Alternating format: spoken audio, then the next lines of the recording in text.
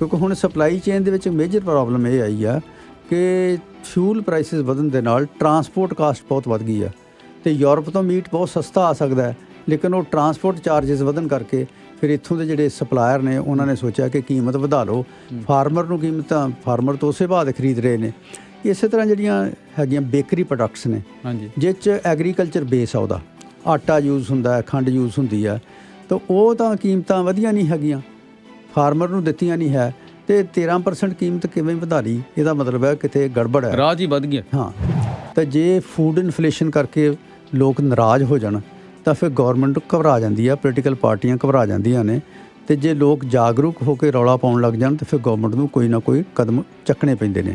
ਸਰਕਾਰਾਂ ਕਰਦੀਆਂ ਕੀ ਨੇ ਕਿ ਜਦੋਂ ਇੱਦਾਂ ਦੇ ਕੋਈ ਇਸ਼ੂ ਹੁੰਦੇ ਨੇ ਫਿਰ ਉਹ ਕੋਈ ਨਾ ਕੋਈ ਇਮੋਸ਼ਨਲ ਇਸ਼ੂ ਕੱਢ ਲੈਂਦੀਆਂ ਨੇ ਤਾਂ ਕਿ ਲੋਕ ਉਸ ਪਾਸੇ ਉਲਝ ਜਾਣ ਅਤੇ ਜਿਹੜੇ ਉਹਨਾਂ ਦੇ ਰੀਅਲ ਇਸ਼ੂਜ਼ ਨੇ ਉਹਨਾਂ ਦੀ ਗੱਲ ਹੁਣ ਹਟ ਜਾਏ। ਗੱਲਬਾਤ ਕਰਾਂਗੇ। ਇਨਫਲੇਸ਼ਨ ਅਸਲ ਵਿੱਚ ਬਹੁਤ ਵੱਡੀ ਦੇਰ ਤੋਂ ਇੱਕ ਮੁੱਦਾ ਬਣਿਆ ਹੋਇਆ, ਜਿਹਨੂੰ ਲੈ ਕੇ ਬੈਂਕ ਆਫ ਕੈਨੇਡਾ ਨੇ ਕਈ ਵਾਰ ਆਪਣਾ ਰੇਟ ਆਫ ਜਿਹੜਾ ਇੰਟਰਸਟ ਰੇਟ ਹੈ ਉਹ ਵਧਾਇਆ, ਅਤੇ ਇਹਦੇ ਬਾਵਜੂਦ ਵੀ ਵਿੱਚੋਂ ਜੂਨ 'ਚ ਥੋੜ੍ਹਾ ਭੁਲੇਖਾ ਪਿਆ ਸੀ ਕਿ ਸ਼ਾਇਦ ਇਨਫਲੇਸ਼ਨ ਥੱਲੇ ਆ ਰਹੀ ਹੈ, ਪਰ ਉਸ ਤੋਂ ਬਾਅਦ ਦੁਬਾਰਾ 2 ਮਹੀਨੇ ਤੋਂ ਜਿਹੜੀ ਰਿਪੋਰਟ ਹੈ ਲਗਾਤਾਰ ਫਿਰ ਉੱਤੇ ਜਾ ਰਹੀ ਹੈ। ਅਤੇ ਖਾਸ ਕਰਕੇ ਜਿਹੜੀਆਂ ਗਰੋਸਰੀ ਪ੍ਰਾਈਸਿਸ ਨੇ ਉਹਨਾਂ ਨੂੰ ਲੈ ਕੇ ਜਿਹੜਾ ਇੱਕ ਆਮ ਮਿਡਲ ਕਲਾਸ ਲੋਕ ਨੇ, ਫੈਮਲੀਜ਼ ਨੇ, ਉਹ ਕਾਫੀ ਪਰੇਸ਼ਾਨ ਨੇ, ਅਤੇ ਇਹਨੂੰ ਕਿਵੇਂ ਠੀਕ ਕੀਤਾ ਜਾ ਸਕਦਾ ਇਹਦੇ ਬਾਰੇ ਵੀ ਕਾਫੀ ਗੱਲਬਾਤ ਹੋਈ ਹੈ। ਪ੍ਰਾਈਮ ਮਿਨਿਸਟਰ ਨੇ ਕੈਨੇਡਾ ਦੇ ਜਿਹੜੀਆਂ ਵੱਡੀਆਂ ਗਰੋਸਰੀ ਚੇਨਜ਼ ਨੇ ਉਹਨਾਂ ਦੇ CEOs ਨੂੰ ਕਿਹਾ ਸੀਗਾ ਕਿ ਇਹਦੇ ਬਾਰੇ ਉਹ ਕੋਈ ਥੈਂਕਸ ਗਿਵਿੰਗ ਤੱਕ ਪਲਾਨ ਬਣਾਉਣ ਅਤੇ ਪਲਾਨ ਬਣਾ ਕੇ ਪੇਸ਼ ਕਰਨ। ਜੇ ਨਹੀਂ ਕਰਨਗੇ ਤਾਂ ਜਿਹੜੇ ਗੌਰਮੈਂਟ ਕੋਲ ਟੂਰ ਨੇ, ਟੈਕਸ ਮੈਜਰ ਨੇ, ਉਹ ਸਰਕਾਰ ਲਏਗੀ। ਅਤੇ ਫਿਰ ਇਹ ਜਿਹੜੇ CEOs ਨੇ ਇਹਨਾਂ ਨਾਲ ਜਿਹੜੇ ਫਾਈਨਾਂਸ ਮਿਨਿਸਟਰ ਨੇ, ਡਿਪਟੀ ਪ੍ਰਾਈਮ ਮਿਨਿਸਟਰ ਨੇ, ਕ੍ਰਿਸਟੀਆ ਫਰੀਲੈਂਡ, ਉਹਨਾਂ ਨੇ ਮੁਲਾਕਾਤ ਕੀਤੀ। ਅਤੇ ਪਰ ਜਿਹੜੇ ਇੰਡਸਟਰੀ ਆ ਉਹਨਾਂ ਦੇ ਕੁਛ ਆਪਣੇ ਤਰਕ ਨੇ, ਉਹ ਕਹਿੰਦੇ ਕਿ ਅਸੀਂ ਆਪਣੇ ਲੈਵਲ 'ਤੇ ਨਹੀਂ ਕਰ ਸਕਦੇ, ਇਹ ਸਪਲਾਈ ਚੇਨ ਦੇ ਇਸ਼ੂਜ਼ ਨੇ, ਸਾਰਿਆਂ ਨੂੰ ਸਰਕਾਰ ਨੂੰ ਐਡਰੈਸ ਕਰਨਾ ਚਾਹੀਦਾ। ਅਤੇ ਕਿਵੇਂ ਹੋ ਸਕਦਾ ਫਿਰ ਕੀ ਰਸਤੇ ਹੋ ਸਕਦੇ ਨੇ? ਦੁਨੀਆ ਦੇ ਹੋਰ ਮੁਲਕ ਕੀ ਕਰਦੇ ਨੇ? ਉੱਥੋਂ ਦੇ ਕੀ ਤਜਰਬਿਆਂ ਤੋਂ ਅਸੀਂ ਕੁਛ ਸਿੱਖ ਕੇ ਡਿਫਰੈਂਟਲੀ ਕਰ ਸਕਦੇ ਹਾਂ, ਜਾਂ ਜਿਹੜਾ ਇੱਕੋ ਇੱਕ ਤਰੀਕਾ ਇਸ ਵੇਲੇ ਚੱਲ ਰਿਹਾ ਉਹਦੇ ਨਾਲ ਹੀ ਹੋ ਸਕਦਾ? ਇਹਨਾਂ ਬਾਰੇ ਅਸੀਂ ਗੱਲਬਾਤ ਕਰਾਂਗੇ। ਅਤੇ ਸਾਡੇ ਨਾਲ ਡਾਕਟਰ ਸੁੱਚਾ ਸਿੰਘ ਗਿੱਲ ਨੇ, ਜਿਹੜੇ ਕਿ ਜਾਣੇ ਪਛਾਣੇ ਇਕੋਨੋਮਿਸਟ ਨੇ, ਅਤੇ ਇਸ ਵੇਲੇ ਸਾਡੇ ਨਾਲ ਸਟੂਡੀਓ 'ਚ ਨੇ, ਉਹਨਾਂ ਨਾਲ ਅਸੀਂ ਗੱਲਬਾਤ ਕਰਦੇ ਹਾਂ। ਡਾਕਟਰ ਸਾਹਿਬ, ਬਹੁਤ ਬਹੁਤ ਤੁਹਾਡਾ ਸਵਾਗਤ ਹੈ। ਬਹੁਤ ਬਹੁਤ ਧੰਨਵਾਦ। ਥੋੜ੍ਹਾ ਜਿਹਾ ਨੇੜੇ ਹੋ ਜਾਓ ਜੀ ਫੋਨ ਦੇ। ਆਪਣੇ ਪ੍ਰੋਗਰਾਮ ਵਿੱਚ ਸ਼ਾਮਿਲ ਕੀਤਾ ਅਤੇ ਸਾਰੇ ਸਰੋਤਿਆਂ ਨੂੰ ਮੇਰੇ ਵੱਲੋਂ ਨਮਸਕਾਰ, ਸਤਿ ਸ਼੍ਰੀ ਅਕਾਲ। ਅਤੇ ਹੁਣ ਤੱਕ ਜਿਹੜਾ ਇੱਕ ਕਿਸਮ ਦਾ ਬੈਂਕ ਆਫ ਕੈਨੇਡਾ ਨੂੰ ਥੋੜ੍ਹਾ ਮਾਯੂਸੀ ਵੀ ਹੋ ਰਹੀ ਹੈ, ਕਿਉਂਕਿ ਮਹਿੰਗਾਈ, ਖਾਸ ਕਰਕੇ ਜਿਹੜੀ ਓਵਰਆਲ ਮਹਿੰਗਾਈ ਵੀ ਚਲੋ ਉੱਤੇ ਆ, ਪਰ ਜਿਹੜੀਆਂ ਫੂਡ ਦੀਆਂ ਪ੍ਰਾਈਸਿਸ ਨੇ, ਗਰੋਸਰੀ ਪ੍ਰਾਈਸਿਸ ਨੇ, ਇਹ ਕਾਬੂ 'ਚ ਨਹੀਂ ਆ ਰਹੀਆਂ। ਅਤੇ ਇਹਦਾ ਕੀ ਤਰੀਕਾ ਹੋ ਸਕਦਾ? ਤੁਸੀਂ ਕੀ ਸਮਝਦੇ ਹੋ ਕਿ ਕਿਵੇਂ ਦੁਨੀਆ 'ਚ ਹੋਰ ਮੁਲਕ ਕਿਵੇਂ ਕਰਦੇ ਨੇ? ਸ਼ਮੀਲ, ਪਹਿਲੀ ਗੱਲ ਤਾਂ ਇਹ ਆ ਕਿ ਜਿਹੜਾ ਇਹਨਾਂ ਨੇ ਤਰੀਕਾ ਅਪਣਾਇਆ ਬੈਂਕ ਆਫ ਕੈਨੇਡਾ ਨੇ ਕਿ ਇੰਟਰਸਟ ਵਧਾ ਕੇ ਅਸੀਂ ਇਨਫਲੇਸ਼ਨ ਕੰਟਰੋਲ ਕਰ ਲਾਂਗੇ, ਕੁਛ ਹੱਦ ਤੱਕ ਕੰਟਰੋਲ ਹੋ ਗਈ। ਕੋਈ 6.25% ਇਨਫਲੇਸ਼ਨ ਦਾ ਰੇਟ ਜਿਹੜਾ ਸੀਗਾ 22 ਦੇ ਵਿੱਚ, ਉਹ ਘਟ ਕੇ ਜੂਨ ਦੇ ਮਹੀਨੇ 3% ਰਹਿ ਗਿਆ। ਹਾਂਜੀ। ਲੇਕਿਨ ਸਡਨਲੀ ਜੂਨ ਦੇ ਬਾਅਦ ਇਹ ਇਨਫਲੇਸ਼ਨ ਜਿਹੜੀ ਆ ਹੁਣ 4% ਹੋ ਗਈ ਆ। ਅਤੇ ਇਹਦੇ 'ਚ ਮੇਨ ਤਰਕ ਇਹ ਦਿੱਤੀ ਜਾ ਰਹੀ ਆ ਕਿ ਜਿਹੜੀਆਂ ਫਿਊਲ ਪ੍ਰਾਈਸਿਸ ਨੇ ਉਹ ਵਧੀਆਂ ਨੇ, ਇਹਦੇ ਕਰਕੇ ਇਨਫਲੇਸ਼ਨ ਹੋਈ ਆ। ਪਰ ਇਹਦੇ ਮੁਕਾਬਲੇ 'ਚ ਜਿਹੜੀ ਫੂਡ ਇਨਫਲੇਸ਼ਨ ਹੈ ਉਹ ਹੋਰ ਤੇਜ਼ੀ ਨਾਲ ਵਧੀ ਆ। ਜਿਹੜੀਆਂ ਫੂਡ ਦੀਆਂ ਪ੍ਰਾਈਸਿਸ ਨੇ ਉਹ 6.5% ਵਧੀਆਂ ਨੇ ਜੂਨ ਦੇ ਮੁਕਾਬਲੇ 'ਚ ਅਗਸਤ ਜਾਂਦੇ ਆ। ਸਤੰਬਰ ਦਾ ਜੇ ਡੇਟਾ ਸਾਡੇ ਕੋਲ ਨਹੀਂ ਹੈ, ਇਹ ਅਗਲੇ ਮਹੀਨੇ ਰਿਲੀਜ਼ ਹੋਏਗਾ, ਪਤਾ ਲੱਗੇਗਾ। ਪਰ ਲੱਗਦਾ ਹੈ ਕਿ ਕੀਮਤਾਂ ਘੱਟ ਨਹੀਂ ਰਹੀਆਂ, ਕੀਮਤਾਂ ਲਗਾਤਾਰ ਵੱਧ ਰਹੀਆਂ ਨੇ। ਅਤੇ ਇਹਦੇ 'ਚ ਜਿਹੜੇ 2 ਮੇਨ ਕਲਪਰੇਟ ਦੱਸੇ ਜਾ ਰਹੇ ਨੇ ਕੈਨਸਟੈਟ ਦੇ ਡੇਟਾ ਮੁਤਾਬਕ, ਉਹ ਹੈਗਾ ਕਿ ਇੱਕ ਮੀਟ ਦੀਆਂ ਪ੍ਰਾਈਸਿਸ ਬਹੁਤ ਵਧੀਆਂ ਨੇ, ਅਤੇ ਦੂਜਾ ਜਿਹੜਾ ਹੈਗਾ ਜਿਹੜੀਆਂ ਗੈਸ ਨਹੀਂ, ਦੂਜੀ ਜਿਹੜੀ ਫੂਡ ਦੇ ਵਿੱਚ ਜਿਹੜੀ ਦੂਜੀ ਆਈਟਮ ਹੈ ਉਹ ਹੈਗੀ ਆ ਆਪਣਾ ਬੇਕਰੀ ਪ੍ਰੋਡਕਟਸ। ਹਾਂਜੀ। ਬੇਕਰੀ ਪ੍ਰੋਡਕਟਸ ਦੀਆਂ ਪ੍ਰਾਈਸਿਸ ਲਗਭਗ 13% ਵਧੀਆਂ ਨੇ। ਹਾਂਜੀ। ਤਾਂ ਇਹ ਜਿਹੜੀਆਂ ਫੂਡ ਪ੍ਰਾਈਸਿਸ ਬੇਮੁਹਾਰੀਆਂ ਵੱਧ ਰਹੀਆਂ ਨੇ, ਇਹਦੇ ਨਾਲ ਆਮ ਲੋਕਾਂ ਦੇ ਉੱਤੇ ਜਿਹੜਾ ਉਹ ਬਹੁਤ ਮਾੜਾ ਅਸਰ ਹੋ ਰਿਹਾ, ਕਿਉਂਕਿ ਵੇਜਸ ਅਤੇ ਸੈਲਰੀ ਜਿਹੜੀਆਂ ਨੇ ਉਹ ਤਾਂ ਵੱਧ ਨਹੀਂ ਰਹੀਆਂ, ਅਤੇ ਇੰਟਰਸਟ ਰੇਟ ਵੀ ਵੱਧ ਗਿਆ, ਫੂਡ ਦੀਆਂ ਪ੍ਰਾਈਸਿਸ ਵੱਧ ਰਹੀਆਂ ਨੇ, ਅਤੇ ਇੰਟਰਸਟ ਰੇਟ ਵਧਣ ਨਾਲ ਇਨਫਲੇਸ਼ਨ ਕੰਟਰੋਲ ਨਹੀਂ ਹੋ ਰਹੀ। ਇਹਦਾ ਮਤਲਬ ਹੈ ਕਿ ਇਹ ਟੂਲ ਤਾਂ ਗੌਰਮੈਂਟ ਦਾ ਫੇਲ ਹੋ ਗਿਆ, ਅਤੇ ਲੋਕਾਂ ਵਾਸਤੇ ਮੁਸ਼ਕਿਲ ਖੜੀ ਹੋ ਗਈ ਆ, ਅਤੇ ਗੌਰਮੈਂਟ ਵੀ ਚਿੰਤਾਤਰ ਹੈ ਕਿ ਇਹਦੇ ਵਾਸਤੇ ਕੁਛ ਕੀਤਾ ਜਾਵੇ। ਤਾਂ ਹੀ ਉਹਨਾਂ ਨੇ ਜਿਹੜੇ CEO ਹੈ ਉਹਨਾਂ ਦੇ ਨਾਲ ਵੱਖ-ਵੱਖ ਪੱਧਰਾਂ 'ਤੇ ਗੱਲਬਾਤ ਕੀਤੀ ਹੈ, ਤੇ ਉਹਨਾਂ ਨੂੰ ਕਿਹਾ ਕਿ ਤੁਸੀਂ ਕੋਈ ਤਰੀਕਾ ਦੱਸੋ। ਪਰ ਮੈਂ ਸਮਝਦਾ ਕਿ ਇਹ ਗੌਰਮੈਂਟ ਨੇ ਜਿਹੜੀ ਉਹਨਾਂ ਨਾਲ ਗੱਲਬਾਤ ਕੀਤੀ ਆ ਕਿ ਤਰੀਕਾ ਤੁਸੀਂ ਦੱਸੋ। ਉਹਨਾਂ ਨੂੰ ਕਹਿਣਾ ਚਾਹੀਦਾ ਕਿ ਤੁਸੀਂ ਜਿਹੜੀਆਂ ਕੀਮਤਾਂ ਨੇ ਇਹਨਾਂ ਨੂੰ ਲਾਗਤਾਂ ਦੇ ਮੁਤਾਬਕ ਵਧਾਓ, ਬੇਮਹਾਰੀਆਂ ਨਾ ਵਧਾਓ। ਕਿ ਮੈਂ ਸਾਰੇ ਸੁਣਨ ਵਾਲਿਆਂ ਨਾਲ ਇੱਕ ਗੱਲ ਸ਼ੇਅਰ ਕਰਨੀ ਚਾਹੁੰਦਾ ਕਿ ਜਿਹੜਾ ਬੜੇ ਲੋਕੀ ਸੋਚਦੇ ਨੇ ਕਿ ਕੰਪੀਟੀਸ਼ਨ ਹੈ ਅਤੇ ਕੰਪੀਟੀਸ਼ਨ ਦੇ ਵਿੱਚ ਜਿਹੜੇ ਸਪਲਾਇਰ ਨੇ ਉਹ ਕੀਮਤਾਂ ਨਹੀਂ ਵਧਾ ਸਕਦੇ। ਇਹ ਜਿਹੜਾ ਕੰਪੀਟੀਸ਼ਨ ਹੈ ਇਹਦੀ ਨੇਚਰ ਬਦਲ ਗਈ ਹੈ ਅਤੇ ਹੁਣ ਜਿਹੜਾ ਕੰਪੀਟੀਸ਼ਨ ਹੈ ਆਲੀਗੋਪੋਲੀ ਵਾਲਾ ਹੈ। ਆਲੀਗੋਪੋਲੀ ਦਾ ਮਤਲਬ ਹੁੰਦਾ ਕਿ 3, 4 ਜਾਂ 5 ਫਰਮ ਜਿਹੜੀਆਂ ਨੇ ਉਹ ਸਪਲਾਈ ਚੇਨ ਨੂੰ ਕੰਟਰੋਲ ਕਰਦੀਆਂ ਨੇ ਅਤੇ ਉਹ ਰਲ ਕੇ ਫੈਸਲਾ ਕਰ ਲੈਂਦੀਆਂ ਨੇ ਕਿ ਹੁਣ ਇੰਨੀ ਕੀਮਤ ਵਧਾਉਣੀ ਹੈ ਅਤੇ ਇਕੱਠਿਆਂ ਵਧਾ ਦਿੰਦੇ ਨੇ। ਅਤੇ ਉਹ ਗਰੀਡ ਇਨਫਲੇਸ਼ਨ ਅਸੀਂ ਉਹਨੂੰ ਕਹਿੰਦੇ ਅੱਜ ਕੱਲ੍ਹ। ਅਤੇ ਉਹ ਜਦੋਂ ਉਹਨਾਂ ਨੂੰ ਲੱਗਦਾ ਕਿ ਕੋਈ ਸਪਲਾਈ ਚੇਨ 'ਚ ਪ੍ਰੋਬਲਮ ਆ ਸਕਦੀ ਹੈ ਜਾਂ ਆ ਰਹੀ ਹੈ ਤਾਂ ਉਹ ਐਂਟੀਸਪੇਸ਼ਨ ਦੇ ਵਿੱਚ ਹੀ ਕੀਮਤਾਂ ਵਧਾ ਦਿੰਦੇ ਨੇ। ਮਸਲਨ ਜਿਵੇਂ ਮੀਟ ਦੀ ਕੀਮਤ ਹੈ ਇੱਥੇ ਕੈਨੇਡਾ 'ਚ ਵਧੀਆ, ਤਾਂ ਮੀਟ ਕੈਨੇਡਾ ਬਾਹਰੋਂ ਇੰਪੋਰਟ ਨਹੀਂ ਕਰਦਾ। ਤਾਂ ਮੀਟ ਜਿਹੜਾ ਫਾਰਮਰ ਪ੍ਰੋਡਿਊਸ ਕਰ ਰਹੇ ਨੇ ਅਤੇ ਮੀਟ ਦੀਆਂ ਪ੍ਰਾਈਸਿਸ ਜਿਹੜੀਆਂ ਨੇ ਉਹ ਜਿਹੜੇ ਫਾਰਮਰ ਦਾ ਬੋਰਡ ਹੈ ਉਹ ਕਾਸਟ ਦੇ ਮੁਤਾਬਕ ਤੈਅ ਕਰਦਾ ਹੈ। ਲੇਕਿਨ ਸਪਲਾਈ ਚੇਨ ਦੇ ਵਿੱਚ ਇਹਦੀ ਕੀਮਤ ਨੂੰ ਹੋਰ ਵਧਾ ਦੇਣਾ, ਇਹਦਾ ਮਤਲਬ ਹੈ ਕਿ ਉਹ ਜਿਹੜੇ 3, 4 ਕੰਟਰੋਲ ਕਰਦੇ ਨੇ ਸਪਲਾਇਰ ਨੇ, ਹੋਲਸੇਲ ਸਪਲਾਇਰ ਨੇ, ਉਹਨਾਂ ਨੇ ਕਿਤੇ ਗੜਬੜ ਕੀਤੀ ਹੈ। ਤਾਂ ਇਸ ਕਰਕੇ ਸਰਕਾਰ ਨੂੰ ਇੰਟਰਸਟ ਰੇਟ ਵੱਲੋਂ ਧਿਆਨ ਛੱਡ ਕੇ ਜਿਹੜੇ ਹੋਰ ਤਰੀਕੇ ਨੇ ਉਹ ਅਪਣਾ ਕੇ ਅਤੇ ਫੂਡ ਪ੍ਰਾਈਸਿਸ ਨੂੰ ਕੰਟਰੋਲ ਕਰਨ ਦੀ ਕੋਸ਼ਿਸ਼ ਕਰਨੀ ਚਾਹੀਦੀ। ਤੁਹਾਡੇ ਕਹਿਣ ਦਾ ਮਤਲਬ ਹੈ ਜਿਹੜਾ ਸਾਡੇ ਇੱਕ ਆਮ ਪੁਰਾਣੀ ਧਾਰਨਾ ਹੈ ਕਿ ਜੇ ਮਾਰਕੀਟ ਨੂੰ ਨਾ ਛੇੜਿਆ ਜਾਏ, ਓਪਨ ਮਾਰਕੀਟ ਆਪਣੇ ਕੰਪੀਟੀਸ਼ਨ 'ਚ ਆਪੇ ਚੀਜ਼ਾਂ ਸੈੱਟ ਕਰ ਲੈਂਦੀ ਹੈ, ਉਹ ਨਹੀਂ ਚੱਲਦਾ ਹੁਣ। ਬਲਕਿ ਜਿਹੜੀ ਇੰਡਸਟਰੀ ਹੈ ਆਪਸ 'ਚ ਮਿਲ ਕੇ ਉਹ ਕੰਪੀਟੀਸ਼ਨ ਦੀ ਬਜਾਏ ਬਲਕਿ ਸਾਂਝੇ ਤੌਰ 'ਤੇ ਇਕੱਠੇ ਤੌਰ ਦੇ ਉੱਤੇ ਜਿਵੇਂ ਕਾਰ ਇੰਡਸਟਰੀ ਕਰ ਰਹੀ ਹੈ। ਹਾਂਜੀ, ਜਿਵੇਂ ਕਾਰ ਇੰਡਸਟਰੀ ਵੀ ਕਰਦੀ ਆ, ਇਸੇ ਤਰ੍ਹਾਂ ਜਿੰਨੇ ਵੱਡੇ ਜੁਆਇੰਟਸ ਨੇ, ਫੂਡ ਜੁਆਇੰਟਸ ਨੇ, ਉਹ ਵੀ ਰਲ ਕੇ ਫੈਸਲਾ ਕਰਦੇ ਨੇ। ਲੋਕਾਂ ਨੂੰ ਪਤਾ ਨਹੀਂ ਲੱਗਦਾ। ਉਹ ਬੋਰਡ ਮੀਟਿੰਗਾਂ ਦੇ ਵਿੱਚ ਪਹਿਲਾਂ ਗੱਲਬਾਤ ਕਰਦੇ ਨੇ, ਉਸ ਤੋਂ ਬਾਅਦ ਉਹ ਆਪਣੇ ਜਿਹੜੇ ਰਾਈਵਲਸ ਨੇ ਉਹਨਾਂ ਨਾਲ ਰਲ ਕੇ ਗੱਲ ਕਰਦੇ ਆ। ਮੋਨੋਪੋਲੀ ਦਾ ਇੱਕ ਜਿਹੜੀ ਓਲੀਗੋਪੋਲੀ ਹੈ ਉਹਦੀ ਇੱਕ ਹੋਰ ਫੀਚਰ ਹੈ। ਇੱਕ ਫਰਮ ਹੁੰਦੀ ਹੈ ਜਿਹੜੀ ਬੜੀ ਵੱਡੀ ਹੁੰਦੀ ਹੈ, ਜਿਹਨੂੰ ਲੀਡ ਫਰਮ ਕਹਿੰਦੇ ਆ, ਅਤੇ 3, 4 ਫਰਮ ਜਿਹੜੀਆਂ ਰੈਲੇਟਿਵਲੀ ਛੋਟੀਆਂ ਹੁੰਦੀਆਂ ਨੇ। ਸੋ ਲੀਡ ਫਰਮ ਜਦੋਂ ਉਹਨਾਂ ਨੂੰ ਕਹਿੰਦੀ ਆ, ਸਲਾਹ ਮਸ਼ਵਰਾ ਦਿੰਦੀ ਆ, ਅਤੇ ਬਾਕੀ ਉਹਦੇ ਨਾਲ ਐਗਰੀ ਕਰ ਜਾਂਦੇ ਆ। ਤੋ ਇਸ ਕਰਕੇ ਉਹ ਸਲਾਹ ਕਰਕੇ ਹੀ ਕੀਮਤ ਵਧਾਉਂਦੇ ਨੇ।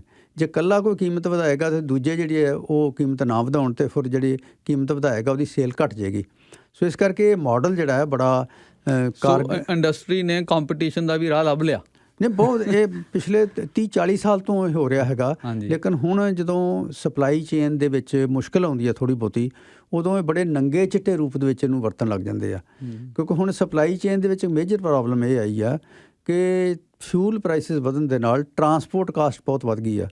ਅਤੇ ਯੂਰਪ ਤੋਂ ਮੀਟ ਬਹੁਤ ਸਸਤਾ ਆ ਸਕਦਾ ਹੈ, ਲੇਕਿਨ ਉਹ ਟਰਾਂਸਪੋਰਟ ਚਾਰਜਿਸ ਵਧਣ ਕਰਕੇ ਫਿਰ ਇੱਥੋਂ ਦੇ ਜਿਹੜੇ ਸਪਲਾਇਰ ਨੇ ਉਹਨਾਂ ਨੇ ਸੋਚਿਆ ਕਿ ਕੀਮਤ ਵਧਾ ਲਓ। ਫਾਰਮਰ ਨੂੰ ਕੀਮਤਾਂ ਫਾਰਮਰ ਤੋਂ ਉਸੇ ਭਾਅ ਦੇ ਖਰੀਦ ਰਹੇ ਨੇ। ਇਸੇ ਤਰ੍ਹਾਂ ਜਿਹੜੀਆਂ ਹੈਗੀਆਂ ਬੇਕਰੀ ਪ੍ਰੋਡਕਟਸ ਨੇ, ਜਿਸ 'ਚ ਐਗਰੀਕਲਚਰ ਬੇਸ ਆ, ਉਹਦਾ ਆਟਾ ਯੂਜ਼ ਹੁੰਦਾ, ਖੰਡ ਯੂਜ਼ ਹੁੰਦੀ ਆ, ਤਾਂ ਉਹ ਤਾਂ ਕੀਮਤਾਂ ਵਧੀਆ ਨਹੀਂ ਹੈਗੀਆਂ, ਫਾਰਮਰ ਨੂੰ ਦਿੱਤੀਆਂ ਨਹੀਂ ਹੈ, ਅਤੇ 13% ਕੀਮਤ ਕਿਵੇਂ ਵਧਾ ਲਈ? ਇਹਦਾ ਮਤਲਬ ਹੈ ਕਿਤੇ ਗੜਬੜ ਹੈ, ਰਾਜ ਹੀ ਵੱਧ ਗਿਆ। ਹਾਂ, ਇਹ ਪਹਿਲਾਂ ਕੈਨੇਡਾ ਦੇ ਵਿੱਚ ਕੇਸ ਹੋਇਆ ਕਿ ਜਿਹੜੀ ਬ੍ਰੈਡ ਬਣਾਉਣ ਵਾਲੀ ਇੱਕ ਕੰਪਨੀ ਨੇ ਸਡਨਲੀ ਕੀਮਤ ਵਧਾ ਲਈ ਅਤੇ ਫਿਰ ਉਹਨੂੰ ਕਿੰਨਾ ਫਾਈਨ ਗੌਰਮੈਂਟ ਨੇ ਕੀਤਾ ਅਤੇ ਫਿਰ ਸਿੱਧੇ ਰਸਤੇ ਆ ਗਿਆ। ਅਤੇ ਇਸ ਕਰਕੇ ਰਾਹ ਜਿਹੜਾ ਗੌਰਮੈਂਟ ਕੋਲ ਹੈ, ਇਹਨਾਂ ਨੂੰ ਸਲਾਹ ਇੱਕ ਵਾਰੀ ਕਰ ਲਈ ਹੈ, ਰਾਹ ਇਹ ਬਣਦਾ ਹੈ ਕਿ ਉਹਨਾਂ ਨੂੰ ਥੋੜ੍ਹਾ ਜਿਹਾ ਕੱਸਿਆ ਜਾਵੇ ਔਰ ਜਿਹੜੇ ਉਹਨਾਂ ਨੂੰ ਕਿਹਾ ਜਾਵੇ ਕਿ ਆਪਣੇ ਜਿਹੜੇ ਅਕਾਊਂਟਸ ਨੇ ਸਾਨੂੰ ਦੱਸੋ ਕਿ ਕਿਵੇਂ ਤੁਸੀਂ ਕੀਮਤਾਂ ਵਧਾਈਆਂ ਨੇ। ਅਤੇ ਇਹਦਾ ਇੱਕ ਤਰੀਕਾ ਇਹ ਆ ਕਿ ਬਹੁਤ ਵਾਰੀ ਜਿਨ੍ਹਾਂ ਚੀਜ਼ਾਂ ਦੀਆਂ ਕੀਮਤਾਂ ਵੱਧ ਜਾਂਦੀਆਂ ਨੇ, ਵਾਰ ਟਾਈਮ ਦੇ ਵਿੱਚ ਗੌਰਮੈਂਟ ਐਂ ਕਰਦੀਆਂ ਨੇ, ਉਹਨਾਂ ਨੂੰ ਫਿਰ ਰੈਗੂਲੇਟ ਕਰ ਲੈਂਦੇ ਨੇ ਅਤੇ ਗੌਰਮੈਂਟ ਆਪਣਾ ਸੈੱਲ ਬਣਾ ਲੈਂਦੇ ਨੇ, ਜਿਹਨੂੰ ਇਕਨੋਮਿਕ ਸੈੱਲ ਕਹਿੰਦੇ ਨੇ। ਅਤੇ ਉਹ ਸੈੱਲ ਦੇ ਵਿੱਚ ਦੇਖਦੇ ਨੇ, ਐਗਜ਼ਾਮਨ ਕਰਦੇ ਨੇ ਕਿ ਇਹ ਜਿਹੜੀ ਚੀਜ਼ ਦੀ ਕੀਮਤ ਹੈ ਇਹ ਲਾਗਤ ਦੇ ਹਿਸਾਬ ਨਾਲ ਵੱਧ ਰਹੀ ਹੈ ਕਿ ਜਾਂ ਆਰਬਿਟਰੇਰੀਲੀ ਕੋਈ ਕੰਪਨੀ ਵਧਾ ਰਹੀ ਹੈ, ਮੋਨੋਪੋਲੀ ਪਾਵਰ ਜਿੱਤ ਨਹੀਂ ਯੂਜ਼ ਕਰ ਰਹੀ। ਤਾਂ ਉਹ ਜਿਹੜਾ ਇੰਸਟਰੂਮੈਂਟ ਹੈ ਉਹ ਵਰਤਣਾ ਚਾਹੀਦਾ। ਡਾਕਟਰ ਗਿੱਲ, ਇਹਦੇ 'ਚ ਜਿਹੜੇ ਅਜੇ ਤੱਕ ਕੈਨੇਡੀਅਨ ਗਵਰਨਮੈਂਟ ਵੱਲੋਂ ਜੋ ਹਿੰਟ ਮਿਲੇ ਨੇ ਕਿ ਜਿਹੜੇ ਟੈਕਸ ਮੈਜਰ ਨੇ, ਉਹਨਾਂ ਕੋਲ ਟੈਕਸ ਟੂਲ ਨੇ, ਵੀ ਉਹ ਵਰਤਣਗੇ, ਕਿ ਇਹ ਇਫੈਕਟਿਵ ਹੋ ਸਕਦਾ? ਦੇਖੋ, ਜੇ ਤੁਸੀਂ tax as a tool use ਕਰੋਗੇ ਤਾਂ ਤੁਸੀਂ ਦੇਖਿਆ ਹੋਣਾ, ਗਰਾਸਰੀ ਕਰਦੇ ਹਾਂ ਕਿ ਜਦੋਂ ਤੁਸੀਂ ਕੁਝ ਸਮਾਨ ਖਰੀਦਦੇ ਜੇ ਅਤੇ ਟੈਕਸ ਉਹਦੇ 'ਚ ਐਡ ਹੋ ਜਾਂਦਾ ਹੈ। ਸੋ ਜੇ ਟੈਕਸ ਲਾਵਾਂਗੇ ਇਹਨਾਂ ਚੀਜ਼ਾਂ ਦੇ ਉੱਤੇ ਤਾਂ ਕੀਮਤਾਂ ਹੋਰ ਵਧਣਗੀਆਂ ਉਸੇ ਪ੍ਰਪੋਰਸ਼ਨ ਦੇ ਨਾਲ। ਇਸ ਕਰਕੇ ਇਹ ਟੂਲ ਕਾਰਗਰ ਨਹੀਂ ਹੋ ਸਕਦਾ। ਇਸ ਕਰਕੇ ਸਾਨੂੰ ਚਾਹੀਦਾ ਇਹ ਹੈ ਕਿ ਜਿਹੜਾ ਇਹਨਾਂ ਨੇ ਕੰਪੀਟੀਸ਼ਨ ਲਾਅ ਨੂੰ ਵਾਇਲੇਟ ਕੀਤਾ ਹੋਇਆ ਹੈ ਉਹਨੂੰ ਠੀਕ ਕਰਨ ਦੀ ਕੋਸ਼ਿਸ਼ ਕਰੀਏ ਤੇ ਉਹਦੇ ਵਾਸਤੇ ਗੌਰਮੈਂਟ ਕੋਈ ਇੱਕ ਰਸਤਾ ਹੁੰਦਾ ਹੈ ਇਹਨਾਂ ਐਡਵਾਂਸ ਮੁਲਕਾਂ ਦੇ ਵਿੱਚ, ਖਾਸ ਕਰਕੇ ਕੈਨੇਡਾ, ਅਮਰੀਕਾ ਦੇ ਵਿੱਚ ਇਹ ਰਸਤਾ ਹੈਗਾ ਕਿ ਜਿਹੜਾ ਵੀ ਕੋਈ ਕੰਪੀਟੀਸ਼ਨ ਦੇ ਕਾਨੂੰਨ ਨੂੰ, ਨਿਯਮ ਨੂੰ ਵਾਇਲੇਟ ਕਰਦਾ, ਉਹਨੂੰ ਜੁਰਮਾਨਾ ਕੀਤਾ ਜਾ ਸਕਦਾ ਹੈ। ਤਾਂ ਇਹਦੇ ਵਾਸਤੇ ਫੌਰੀ ਗੌਰਮੈਂਟ ਤੋਂ ਇਨਕੁਆਇਰੀ ਕਰਕੇ 5-10 ਦਿਨਾਂ ਦੇ ਵਿੱਚ ਇਹ ਫੈਸਲਾ ਕਰਨਾ ਚਾਹੀਦਾ ਕਿ ਵਾਕਿਆ ਉਹਨਾਂ ਨੇ ਕੰਪੀਟੀਸ਼ਨ ਲਾਅ ਨੂੰ ਵਾਇਲੇਟ ਕਰਕੇ ਕੀਮਤਾਂ ਵਧਾਈਆਂ ਨੇ ਕਿ ਜਾਂ ਲਾਗਤਾਂ ਕਰਕੇ ਕੀਮਤਾਂ ਵਧਾਈਆਂ ਨੇ। ਜੇ ਤਾਂ ਲਾਗਤਾਂ ਕਰਕੇ ਕੀਮਤਾਂ ਵਧੀਆਂ ਹੋਣ ਤੇ ਇਹ ਜਿਹੜੇ ਇਨਪੁੱਟ ਸਪਲਾਇਰ ਨੇ ਉਹਨਾਂ ਨੂੰ ਠੀਕ ਕੀਮਤਾਂ ਮਿਲ ਰਹੀਆਂ ਹੋਣ, ਫਿਰ ਤਾਂ ਜਸਟੀਫਾਈਡ ਹੈ। ਤਾਂ ਜੇ ਉਹਦੇ 'ਚ ਦੇਖਿਆ ਜਾਂਦਾ ਕਿ ਜਿਹੜੇ ਇਨਪੁੱਟ ਪ੍ਰਾਈਸਿਸ ਵਧੀਆ ਨਹੀਂ ਹੈ ਲੇਕਿਨ ਇਹ ਕੀਮਤਾਂ ਆਰਬਿਟਰਲੀ ਵਧਾਈਆਂ ਨੇ, ਤਾਂ ਫਿਰ ਉਹਨੂੰ ਹੈਵੀ ਫਾਈਨ ਕਰਕੇ ਤੇ ਫੋਰਸ ਕਰਨਾ ਚਾਹੀਦਾ ਕਿ ਉਹ 5% 10% ਜਿਹੜੀਆਂ ਕੀਮਤਾਂ ਘਟਾਉਣ। ਇਹ ਇਹਨਾਂ ਮੁਲਕਾਂ ਦੇ ਵਿੱਚ ਹੋ ਰਿਹਾ ਹੈਗਾ। ਲੇਕਿਨ ਕੁਛ ਮੁਲਕ ਐਸੇ ਨੇ ਜਿਹੜੇ ਜਦੋਂ ਦੇਖਦੇ ਨੇ ਕਿ ਜਿਹੜੀਆਂ ਫੂਡ ਪ੍ਰਾਈਸਿਸ ਵਧਣ ਲੱਗਦੀਆਂ ਨੇ ਜਾਂ ਫੂਡ ਪ੍ਰਾਈਸਿਸ ਦਾ ਖਤਰਾ ਰਹਿੰਦਾ ਹਮੇਸ਼ਾ ਵਧਣ ਦਾ, ਤਾਂ ਇੱਕ ਟੂਲ ਯੂਜ਼ ਕਰਦੇ ਆ ਜਿਹਨੂੰ ਕਹਿੰਦੇ ਆ ਮੈਕਸੀਮਮ ਰਿਟੇਲ ਪ੍ਰਾਈਸ। ਉਹ ਟੈਗ ਲਾਉਂਦੇ ਨੇ ਹਰ ਕਮੋਡਿਟੀ ਦੇ ਉੱਤੇ ਕਿ ਇਸ ਤੋਂ ਵੱਧ ਕੀਮਤ 'ਤੇ ਕੋਈ ਚੀਜ਼ ਵੇਚੀ ਨਹੀਂ ਜਾ ਸਕਦੀ। ਤਾਂ ਉਹਦੇ ਵਾਸਤੇ ਤੁਹਾਡੇ ਕੋਲ ਇੱਕ ਇਕਨੋਮਿਕ ਯੂਨਿਟ ਚਾਹੀਦਾ ਹੈਗਾ, ਜਿਵੇਂ bureau of industrial cost and prices ਹੈ, ਖਾਸ ਕਰਕੇ ਜਿਹੜੀਆਂ ਪ੍ਰੋਸੈਸਡ ਗੁੱਡ ਨੇ, ਜਿਹੜੀਆਂ ਤੇ ਫਾਰਮਰਸ ਵੱਲੋਂ ਸਪਲਾਈ ਹੁੰਦੀਆਂ ਨੇ, ਜਿਵੇਂ ਹਿੰਦੁਸਤਾਨ ਦੇ ਵਿੱਚ ਹੈ ਉਹ cost and agriculture prices and cost commission ਜਿਹੜਾ ਉਹ ਤੈਅ ਕਰਦਾ ਕੀਮਤਾਂ। ਤਾਂ ਉਸ 'ਤੇ ਗੌਰਮੈਂਟ ਖਰੀਦਦੀ ਆ ਅਤੇ ਗੌਰਮੈਂਟ ਫਿਰ ਰਿਲੀਜ਼ ਕਰਦੀ ਆ ਅਤੇ ਥੋੜ੍ਹੇ ਜਿਹੇ ਮਾਰਜਨ 'ਤੇ ਜਿਹੜਾ ਰਿਟੇਲਰ ਵਾਲੇ ਨੇ ਵੇਚ ਦਿੰਦੇ ਨੇ। ਲੇਕਿਨ ਜਿਹੜੀਆਂ ਪ੍ਰੋਸੈਸਡ ਗੁੱਡਸ ਨੇ ਉਹਦੇ 'ਤੇ ਲਿਖਿਆ ਹੁੰਦਾ ਕਿ ਮੈਕਸੀਮਮ ਰਿਟੇਲ ਪ੍ਰਾਈਸ ਹੈ, ਤਾਂ ਉਹ ਗੌਰਮੈਂਟ ਦੀ ਨਿਗਰਾਨੀ 'ਚ ਫਿਰ ਤੈਅ ਹੁੰਦਾ। ਤਾਂ ਉਹ ਫਿਰ ਜਿਹੜੇ ਵਾਇਲੇਟ ਨਹੀਂ ਕਰਕੇ ਲਾਅ ਜਿਹੜਾ ਉਹ ਕੋਈ ਵੇਚ ਸਕਦਾ, ਅਤੇ ਜੇ ਕੋਈ ਵੇਚਦਾ ਤਾਂ ਉਹਨੂੰ ਪਨਿਸ਼ ਕੀਤਾ। MRP ਹੈ ਜਿਹਨੂੰ ਕਹਿੰਦੇ ਅਸੀਂ ਮੈਕਸੀਮਮ ਰੀਟੇਲ ਪ੍ਰਾਈਸ, ਉਹਦੇ ਜਿਹੜੇ ਸਰਕਾਰੀ ਕਮਿਸ਼ਨ ਹੈ ਜਾਂ ਬੋਡੀ ਹੈ ਉਹ ਇਕੱਲੀ ਆਈਟਮ ਬਾਰੇ ਪੂਰਾ ਸਟੱਡੀ ਕਰਕੇ ਇੰਡਸਟਰੀ ਨਾਲ ਉਹਨਾਂ ਨੂੰ ਪ੍ਰਾਈਸ ਦਿੰਦੀ ਕਿ ਇਸ ਤੋਂ ਵੱਧ ਤੁਸੀਂ ਮਹਿੰਗੀ ਨਹੀਂ ਵੇਚ ਸਕਦੇ। ਇੱਕ ਤਾਂ ਉਹਨਾਂ ਨੂੰ ਇਹ ਆਰਡਰ ਕੀਤਾ ਜਾਂਦਾ ਹੈ ਕਿ ਤੁਸੀਂ ਇਹ ਦੱਸੋ ਕਿ ਤੁਹਾਡੀ ਲਾਗਤ ਕਿੰਨੀ ਆਉਂਦੀ ਆ ਅਤੇ ਉਹਦੇ 'ਤੇ ਤੁਹਾਡਾ ਮਾਰਜਨ ਕਿੰਨਾ ਹੈ, ਅਤੇ ਉਹਦੇ ਹਿਸਾਬ ਨਾਲ MRP ਫਿਕਸ ਕਰੋਗੇ। ਅਤੇ ਜੇ ਉਹਨਾਂ ਨੂੰ ਲੱਗਦਾ ਕਿ ਕਿਤੇ ਇਹ ਵਾਇਲੇਟ ਕਰ ਰਹੇ ਨੇ ਇਸ ਨਿਯਮ ਨੂੰ, ਤਾਂ ਇਨਕੁਆਇਰੀ ਕਰਕੇ ਉਹਨਾਂ ਨੂੰ ਫਾਈਨ ਕੀਤਾ ਜਾ ਸਕਦਾ। ਤਾਂ ਇਸ ਕਰਕੇ ਜਿਹੜੀਆਂ ਲਿਸਟਡ ਕਮੋਡਿਟੀਜ਼ ਨੇ ਉਹਨਾਂ 'ਤੇ MRP ਲਿਖੀ ਜਾਂਦੀ ਹੈ, ਪਰ ਇਹ ਪ੍ਰੋਸੈਸਡ ਗੁੱਡਸ 'ਤੇ ਹੋ ਸਕਦਾ ਜਿਨ੍ਹਾਂ ਦੀ ਲੇਬਲਿੰਗ ਕੀਤੀ ਜਾ ਸਕਦੀ ਆ। ਜਿਹੜੀਆਂ ਦੂਸਰੀਆਂ ਕਮੋਡਿਟੀ ਨੇ ਜਿਨ੍ਹਾਂ ਦੀ ਲੇਬਲਿੰਗ ਨਹੀਂ ਹੋ ਸਕਦੀ, ਜਿਵੇਂ ਸਬਜ਼ੀਆਂ ਨੇ, ਫਲ ਨੇ, ਉਹਨਾਂ ਦੇ ਕੇਸ ਦੇ ਵਿੱਚ ਸਾਨੂੰ ਦੇਖਣਾ ਚਾਹੀਦਾ ਕਿ ਸਪਲਾਈ ਚੇਨ ਦੇ ਵਿੱਚ ਪ੍ਰੋਬਲਮ ਹੈ ਜਾਂ ਜਿਹੜੀ ਹੈ ਆਰਬਿਟਰਲੀ ਕੋਈ ਮੇਜਰ ਸਪਲਾਇਰ ਹੈ। ਜਿਵੇਂ ਆਪਾਂ ਦੇਖਦੇ ਹਾਂ ਕਿ 3-4 ਕੰਪਨੀਆਂ ਸਪਲਾਈ ਕਰ ਰਹੀਆਂ ਮਾਲ, ਉਹਨਾਂ ਨੇ ਗੜਬੜ ਤਾਂ ਨਹੀਂ ਕੀਤੀ, ਅਤੇ ਉਹਨਾਂ ਨੂੰ ਇਨਕੁਆਇਰੀ ਕਰਕੇ ਉਹਨਾਂ ਨੂੰ ਠੀਕ ਕਰਨਾ ਚਾਹੀਦਾ ਹੈ। ਅਤੇ ਇਹ ਇੱਕ ਤਰੀਕਾ ਹੈ ਜਿਹੜਾ ਦੁਨੀਆ ਦੇ ਵਿੱਚ ਚੱਲਦਾ ਹੈ, ਅਤੇ ਇਹ ਐਸੇ ਟੂਲ ਨੇ ਜਿਹੜੇ ਸੈਕੰਡ ਵਰਲਡ ਵਾਰ ਦੇ ਵਿੱਚ ਬਹੁਤ ਸਾਰੇ ਮੁਲਕਾਂ ਨੇ ਵਰਤੇ ਨੇ। ਡਾਕਟਰ ਗਿੱਲ, ਜਿਵੇਂ ਤੁਸੀਂ ਕਿਹਾ ਕਿ ਗਵਰਨਮੈਂਟ ਇੰਟਰਵੀਨ ਕਰ ਸਕਦੀ ਹੈ ਜਿਹੜੇ ਕੰਪੀਟੀਸ਼ਨ ਹੈ ਉਹਨੂੰ ਪ੍ਰਮੋਟ ਕਰਨ ਲਈ ਜਾਂ ਪ੍ਰੋਟੈਕਟ ਕਰਨ ਵਾਸਤੇ, ਜਿਹੜੀਆਂ ਮੋਨੋਪੋਲੀਜ਼ ਨੂੰ ਕੰਟਰੋਲ ਕਰਨ ਵਾਸਤੇ। ਪਰ ਪ੍ਰੋਬਲਮ ਹੁਣ ਇੱਕ ਵੈਸਟਰਨ ਵਰਲਡ 'ਚ ਇਹ ਦੇਖੀ ਜਾ ਰਹੀ ਹੈ ਕਿ ਜਿਹੜੇ ਬਾਹਰ ਤੇ ਸਿਟੀਜ਼ਨ ਨੂੰ ਨਹੀਂ ਪਤਾ ਲੱਗਦਾ ਇਹ ਕਿ ਅਸਲ ਦੇ ਜਿਹੜਾ ਕਾਰਪੋਰੇਟ ਸੈਕਟਰ ਹੈ ਉਹ ਇੰਨਾ ਪਾਵਰਫੁੱਲ ਹੈ, ਚਾਹੇ ਬੈਂਕ ਨੇ, ਚਾਹੇ ਇਹ ਬਿਗ ਕਾਰਪੋਰੇਟ ਕੰਪਨੀਜ਼ ਨੇ ਜਾਂ ਹੋਰ ਨੇ, ਫਾਰਮਾਸਿਊਟੀਕਲ ਕੰਪਨੀ, ਅਸਲ ਦੇ ਵਿੱਚ ਸਰਕਾਰਾਂ ਹੀ ਚਲਾਉਂਦੀਆਂ। ਪੋਲੀਟੀਸ਼ੀਅਨ ਤਾਂ ਅਸਲ 'ਚ ਇਹਨਾਂ ਲਈ ਕੰਮ ਕਰਦੇ ਨੇ ਕਿ ਕੋਈ ਵੀ ਇਹੋ ਜਿਹਾ ਫੈਸਲਾ ਲੈਣ ਤੋਂ ਡਰਦੇ ਨੇ ਜਿਹਦੇ ਨਾਲ ਇਹਨਾਂ ਲੌਬੀਜ਼ ਦਾ ਨੁਕਸਾਨ ਹੁੰਦਾ ਹੋਵੇ। ਇਹ ਬੜੀ ਇੱਕ ਕਿਸਮ ਦੀ ਸੰਕਟ ਵਾਲੀ ਸਿਚੁਏਸ਼ਨ ਵੀ ਹੈ, ਬੜੀ ਬੇਬਸੀ ਵਾਲੀ ਸਿਚੁਏਸ਼ਨ ਵੀ ਹੈ। ਦੇਖੋ, ਇਹ ਜਿਹੜੀ ਇੱਕ ਫੈਕਟ ਹੈ ਕਿ ਦੁਨੀਆ ਦੇ ਸਰਮਾਏਦਾਰ ਮੁਲਕਾਂ ਦੇ ਵਿੱਚ ਖਾਸ ਕਰਕੇ ਜਿਹੜੀਆਂ ਵੱਡੀਆਂ ਕੰਪਨੀਆਂ ਨੇ, ਕਾਰਪੋਰੇਸ਼ਨਾਂ ਨੇ, ਉਹਨਾਂ ਦਾ ਬਹੁਤ ਬੋਲਬਾਲਾ ਹੈ। ਈਵਨ ਮੀਡੀਆ 'ਚ, ਅਖਬਾਰਾਂ ਦੇ ਵਿੱਚ ਬਹੁਤ ਉਹਨਾਂ ਦਾ ਬੋਲਬਾਲਾ ਹੈ। ਅਤੇ ਮੀਡੀਆ ਅਖਬਾਰ ਜਿਹੜੇ ਨੇ ਐਡਵਰਟੀਜ਼ਮੈਂਟ ਤੋਂ ਬਿਨਾਂ ਚੱਲ ਨਹੀਂ ਸਕਦੇ, ਤਾਂ ਵਾਇਆ ਐਡਵਰਟੀਜ਼ਮੈਂਟ ਵੀ ਕੰਮ ਕਰਦੇ ਨੇ। ਇਸ ਤੋਂ ਬਿਨਾਂ ਉਹਨਾਂ ਨੇ ਆਪਣੇ ਚੈਨਲ ਵੀ ਖੋਲ੍ਹ ਰੱਖੇ ਨੇ। ਇਸ ਤੋਂ ਬਗੈਰ ਉਹਨਾਂ ਨੇ ਆਪਣੇ ਥਿੰਕ ਟੈਂਕ ਵੀ ਪੈਦਾ ਕਰ ਰੱਖੇ ਨੇ, ਜਿਹੜੇ ਬਹੁਤ ਸਾਰੇ ਲੋਕ ਨੇ ਡੇਟਾ ਜਿਹੜਾ ਤੁਸੀਂ ਪੇਸ਼ ਕਰਦੇ ਜੇ, ਉਹ ਡੇਟਾ ਮੈਨੂਫੈਕਚਰ ਕਰਕੇ ਵੀ ਉਹਨਾਂ ਦੀ ਗੱਲ ਕਾਰਪੋਰੇਟ ਸੈਕਟਰ ਦੀ ਕਰਦੇ ਰਹਿੰਦੇ ਨੇ। ਤਾਂ ਇਹ ਇੱਕ ਸਿਚੁਏਸ਼ਨ ਹੈ। ਲੇਕਿਨ ਫਿਰ ਵੀ ਜਿਹੜਾ ਸਿਆਸਤਦਾਨ ਹੈ ਜਾਂ ਸਿਆਸੀ ਪਾਰਟੀ ਆ ਕੋਈ, ਉਹ ਲੋਕਾਂ ਦੀਆਂ ਵੋਟਾਂ ਤੋਂ ਬਹੁਤ ਡਰਦੀ ਹੈ। ਤਾਂ ਜੇ ਫੂਡ ਇਨਫਲੇਸ਼ਨ ਕਰਕੇ ਲੋਕ ਨਾਰਾਜ਼ ਹੋ ਜਾਣ ਤਾਂ ਫਿਰ ਗੌਰਮੈਂਟ ਘਬਰਾ ਜਾਂਦੀ ਆ, ਪੋਲੀਟੀਕਲ ਪਾਰਟੀਆਂ ਘਬਰਾ ਜਾਂਦੀਆਂ ਨੇ। ਅਤੇ ਜੇ ਲੋਕ ਜਾਗਰੂਕ ਹੋ ਕੇ ਰੌਲਾ ਪਾਉਣ ਲੱਗ ਜਾਣ ਤਾਂ ਫਿਰ ਗੌਰਮੈਂਟ ਨੂੰ ਕੋਈ ਨਾ ਕੋਈ ਕਦਮ ਚੱਕਣੇ ਪੈਂਦੇ ਨੇ। ਜਿਵੇਂ ਹੁਣ ਯੂਕਰੇਨ ਦੀ ਅਤੇ ਰਸ਼ੀਆ ਦੀ ਵਾਰ ਕਰਕੇ ਅਨਾਜ ਦੀਆਂ ਪ੍ਰਾਈਸਿਸ ਦਾ ਕੀਮਤਾਂ ਵਧਣ ਦਾ ਖਤਰਾ ਦੁਨੀਆ 'ਚ ਹੈ। ਤੇ ਹਿੰਦੁਸਤਾਨ ਦੀ ਗਵਰਨਮੈਂਟ ਨੇ ਕੀ ਕੀਤਾ ਕਿ ਵੀਟ ਦੀ ਐਕਸਪੋਰਟ ਉੱਤੇ ਬੈਨ ਲਾਤਾ, ਜਾਂ ਹੁਣ ਇਹਨਾਂ ਨੇ ਕੀਤਾ ਕਿ ਬਾਸਮਤੀ ਜੇ ਐਕਸਪੋਰਟ ਕਰਨੀ ਹੈ ਹਿੰਦੁਸਤਾਨ ਦੇ ਵਿੱਚੋਂ ਤਾਂ ਉਹਦੇ 'ਤੇ $1400 ਜੇ ਕੀਮਤ ਮਿਲਦੀ ਹੈ ਤਾਂ ਬਾਹਰ ਭੇਜਣਾ ਮਾਲ। ਸੋ ਸਰਕਾਰਾਂ ਜਿਹੜੀਆਂ ਨੇ ਉਹ ਪਬਲਿਕ ਪ੍ਰੈਸ਼ਰ ਨੂੰ ਰਿਸਪੌਂਡ ਕਰਦੀਆਂ ਨੇ। ਅਤੇ ਮੈਂ ਸਮਝਦਾ ਕਿ ਜੇ ਫੂਡ ਪ੍ਰਾਈਸਿਸ ਜਿਹੜੀ ਕੈਨੇਡਾ ਦੇ ਵਿੱਚ ਬਹੁਤ ਵੱਧ ਰਹੀ ਹੈ, ਜਿਹਦੇ ਨਾਲ ਹਾਹਾਕਾਰ ਮਚ ਰਹੀ ਹੈ, ਜੇ ਪਬਲਿਕ ਇਹਦੇ ਨਾਲ ਅਫੈਂਡ ਹੁੰਦੀ ਆ ਤਾਂ ਗੌਰਮੈਂਟ ਜਿਹੜੀ ਆ ਉਹਨੂੰ ਇਹਦੇ 'ਤੇ ਵੱਲ ਧਿਆਨ ਦੇਣਾ ਪਏਗਾ। ਅਤੇ ਮੇਰੇ ਧਿਆਨ 'ਚ ਹੈ ਕਿ ਜਿਹੜੀ ਪ੍ਰੈਜ਼ੈਂਟ ਪਾਰਲੀਮੈਂਟ ਹੈ ਉਹਦੇ 'ਚ ਮਤਾ ਵੀ ਪਾਸ ਕੀਤਾ ਗਿਆ, NDP ਪਾਰਟੀ ਵੱਲੋਂ ਪੇਸ਼ ਕੀਤਾ ਗਿਆ ਕਿ ਇਹਨਾਂ ਦੀਆਂ ਕੀਮਤਾਂ ਨੂੰ ਚੈੱਕ ਕਰੋ।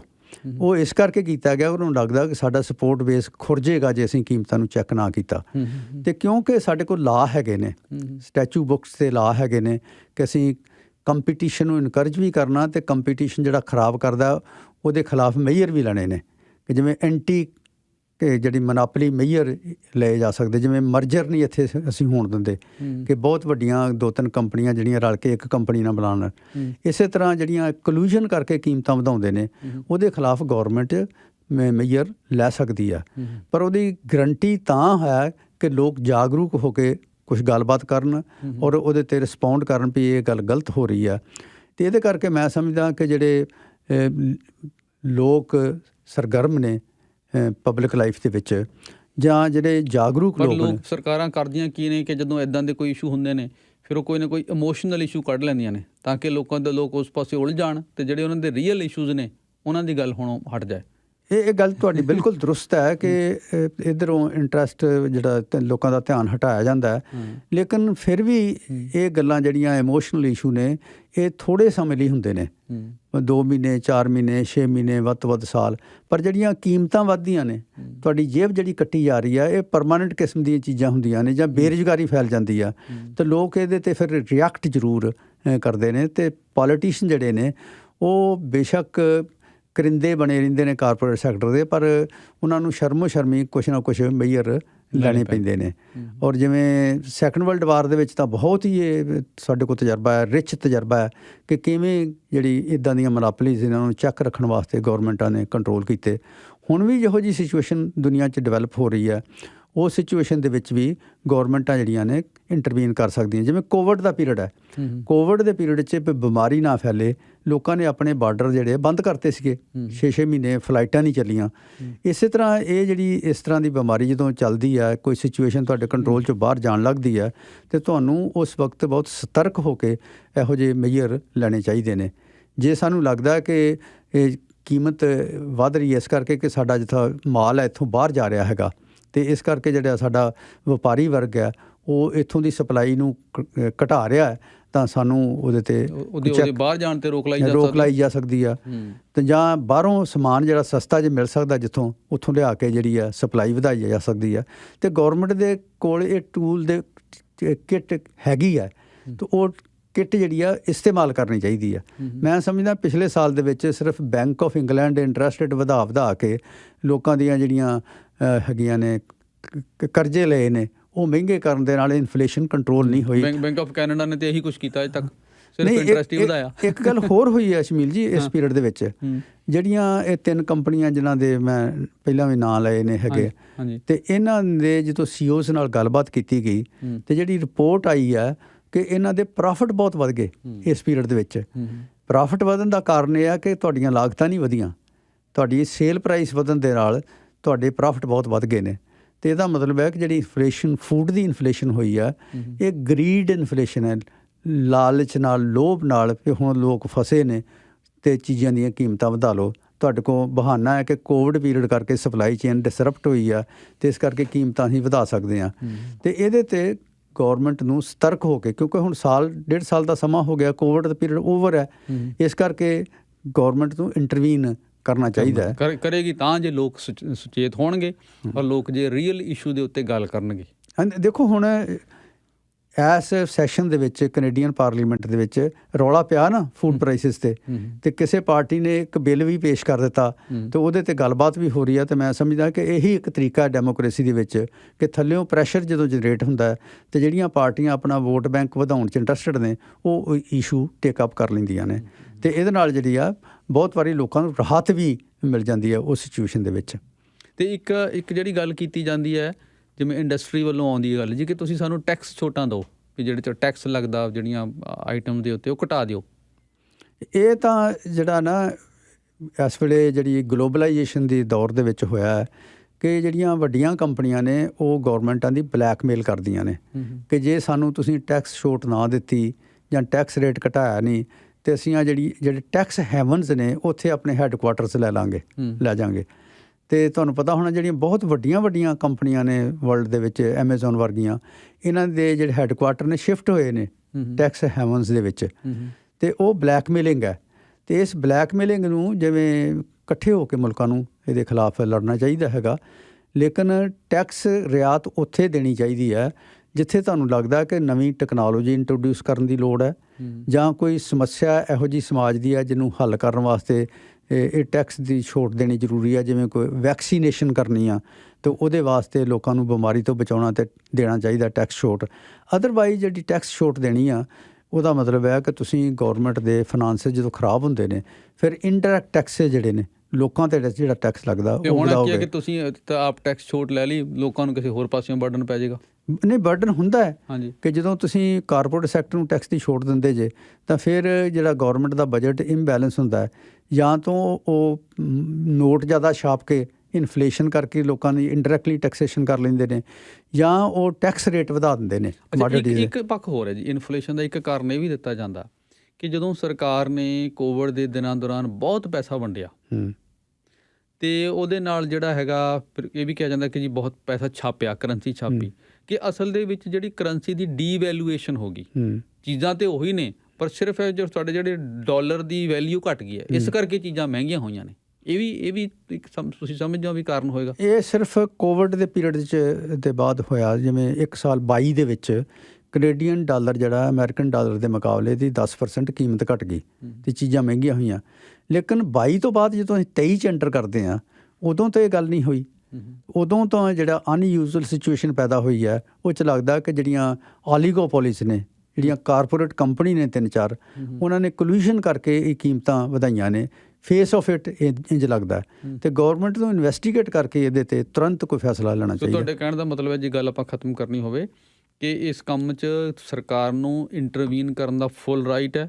ਇਹਦੇ 'ਚ ਇਹ ਆਰਗੂਮੈਂਟ ਕਿ ਪ੍ਰਾਈਵੇਟ ਬਿਜ਼ਨਸਿਸ ਨੇ, ਅਸੀਂ ਉਹਨਾਂ 'ਚ ਦਖਲ ਨਹੀਂ ਦੇ ਸਕਦੇ, ਉਹਨਾਂ ਦੀ ਇਹ ਫਰੀਡਮ ਦਾ ਸਵਾਲ ਹੈ, ਇਹੋ ਜਿਹੀ ਆਰਗੂਮੈਂਟ ਨਹੀਂ ਦਿੱਤੀ ਜਾ ਸਕਦੀ। ਨਹੀਂ, ਦੇਖੋ ਸ਼ਮੀਲ ਜੀ, ਜਿਹੜੀ ਗੌਰਮੈਂਟ ਦਾ ਮੈਂਡੇਟ ਹੈ ਜਾਂ ਪਾਲਿਸੀ ਫਰੇਮਵਰਕ ਹੈ ਕਿ ਅਸੀਂ ਕੰਪੀਟੀਸ਼ਨ ਬਰਕਰਾਰ ਰੱਖਣਾ ਹੈ। ਕੰਪੀਟੀਸ਼ਨ ਬਰਕਰਾਰ ਰੱਖਣ ਦਾ ਮਤਲਬ ਇਹ ਆ ਕਿ ਤੁਸੀਂ ਉਹਦੇ 'ਚ ਇੰਟਰਫੀਅਰੈਂਸ ਨਹੀਂ ਕਰਨੀ ਅਨਨੈਸੈਸਰੀ। ਪਰ ਇਹਦਾ ਇਹ ਵੀ ਮਤਲਬ ਹੈ ਕਿ ਜੇ ਕੰਪਨੀਆਂ ਜਿਹੜੀਆਂ ਨੇ ਰਲ ਕੇ ਕੰਪੀਟੀਸ਼ਨ ਦੇ ਮੈਕੈਨਿਜ਼ਮ ਨੂੰ ਖਰਾਬ ਕਰਦੀਆਂ ਨੇ ਤਾਂ ਉਹਨੂੰ ਚੈੱਕ ਕਰਨਾ ਵੀ ਗੌਰਮੈਂਟ ਦੀ ਡਿਊਟੀ ਆ। ਇਸ ਵਕਤ ਜਿਹੜਾ ਹੈ ਉਹ ਕੰਪੀਟੀਸ਼ਨ ਦਾ ਪ੍ਰੋਸੈਸ ਖਰਾਬ ਕੀਤਾ ਹੋਇਆ ਓਲੀਗੋਪੋਲੀ ਨੇ। ਕੁਛ ਇੱਕ ਫਰਮਸ ਨੇ ਰਲ ਕੇ ਕੀਮਤਾਂ ਵਧਾਈਆਂ ਨੇ ਅਤੇ ਇਸ ਕਰਕੇ ਉਹਨੂੰ ਚੈੱਕ ਕਰਨ ਦੀ ਜ਼ਰੂਰਤ ਹੈ ਕਿ ਉਹਨਾਂ ਦੇ ਅਕਾਊਂਟਸ ਦੇਖੇ ਜਾਣ। ਅਕਾਊਂਟਸ ਗੌਰਮੈਂਟ ਦੇਖ ਸਕਦੀ ਹੈ, ਉਹਨਾਂ ਨੂੰ ਪਬਲਿਕ ਕਰਨ ਦੀ ਲੋੜ ਨਹੀਂ ਹੈ। ਉਹਨਾਂ ਦੇ ਅਕਾਊਂਟਸ ਚੈੱਕ ਕਰਕੇ ਪਤਾ ਲਾਇਆ ਜਾ ਸਕਦਾ ਕਿ ਉਹਨਾਂ ਨੇ ਆਰਬਿਟਰੇਰੀਲੀ, ਮਤਲਬ ਬਿਨਾਂ ਵਜ੍ਹਾ ਦੇ ਕੀਮਤਾਂ ਵਧਾਈਆਂ ਨੇ ਕਿ ਜਾਂ ਉਹਦੇ ਪਿੱਛੇ ਕੋਈ ਸੋਲਿਡ ਰੀਜ਼ਨ ਹੈ। ਔਰ ਇਹਦੇ ਲਈ ਵੀ ਸਰਕਾਰ ਵੀ ਬਹੁਤ ਮਜ਼ਬੂਤ ਚਾਹੀਦੀ ਹੈ।